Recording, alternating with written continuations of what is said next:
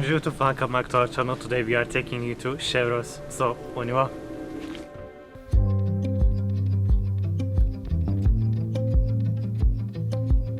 Today we are taking you to a small town near Paris and Versailles called Chevreuse with more than 1,000-year history. Ringing all the way back to 11th century, it was Guy I, the Lord of Chevreuse, who began the construction of the chateau that dominates the town, Château de la Madeleine. We will visit it in a bit. As the chateau grew, so did the village, with its heart being the Saint-Saturnin Prieuré and the Saint-Martin church. Practices of draping and tannery took the center stage, and the village continued to grow along the river Yvette. By 1414, the Duke of Bourgogne seized Chevreuse, but not for long, as just a year later, Tanguy III de Chastel, Chamberlain of King Charles VI, in charge of order in the Paris region, chased the invaders out.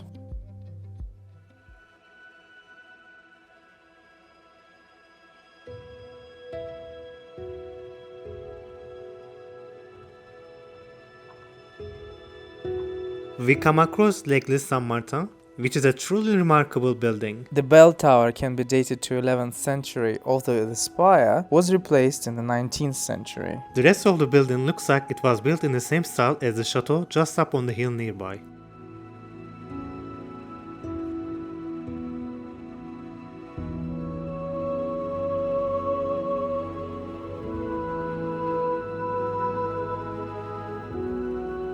Inside, you are met with incredibly calm decor. It is as if time stops over here, and you are surrounded by its tranquility and beautiful dance of color and light, thanks to the gorgeous stained glass dating from 16th to 19th centuries.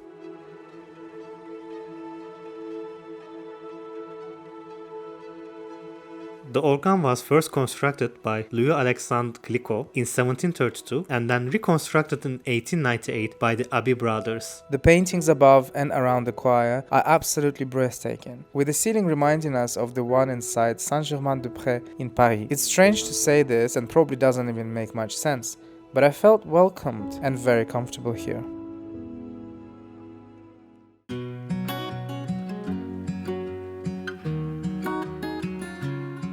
So the church that we just saw, apparently in mid-20th century, it was almost destroyed, demolished.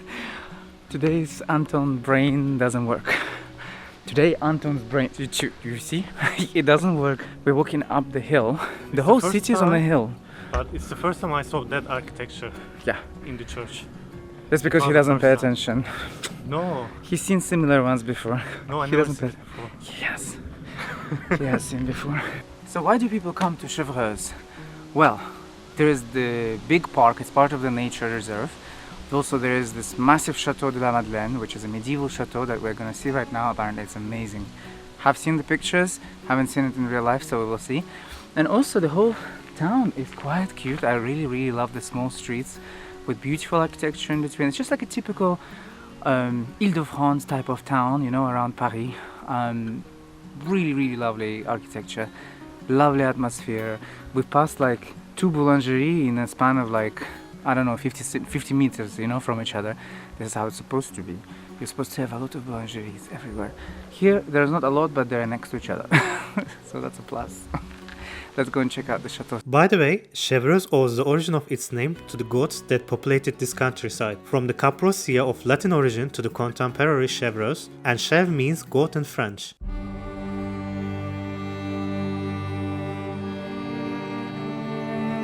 As we get closer to the chateau, we are reminded that this is a chateau fort, with its rectangular dungeon and its rampart equipped with towers. This stone keep was probably built around the 12th century. In 1356, the castle changed hands. Lord of Chevreuse and Amboise was held prisoner in England during the 100 Years' War. He was forced to sell his estate to pay his ransom. Pierre de Chevreuse bought it and enlarged it.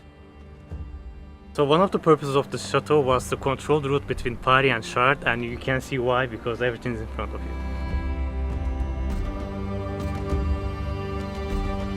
The works continued under Charles V and Charles VI, and finally completed under Louis XI. Some slight modifications to the dungeon were made by Jean Racine around 1661. Shortly after, Louis XIV got the chateau, and by the Revolution, it was sold as national property.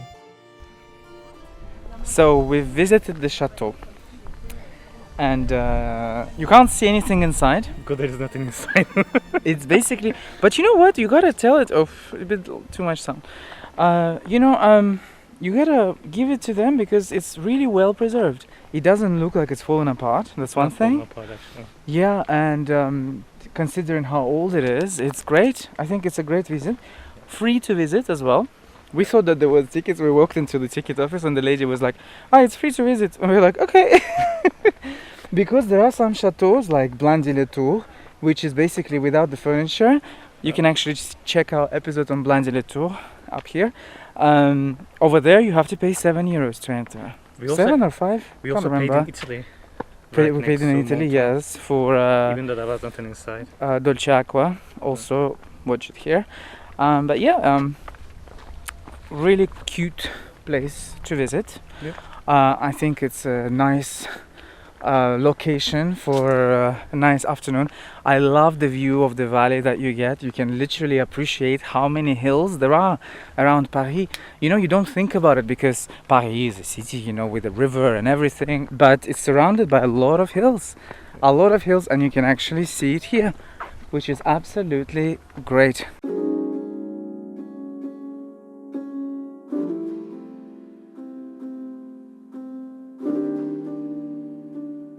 We made our way back down to the centre-ville and quickly found ourselves near the church and the tourism office de Chevreuse. So this is the Prieuré Saint-Saturnin, which is the oldest building in the city. It was approximately built in the year 980, and currently today it hosts a museum of modern art. But behind it we also passed by the tourism office, who advised us that there is a nice promenade of beautiful bridges, of 22 or 24 bridges, he said, and this is where we're gonna go and catch it now. We want to see and check it out because it's full of flowers and apparently it's very beautiful.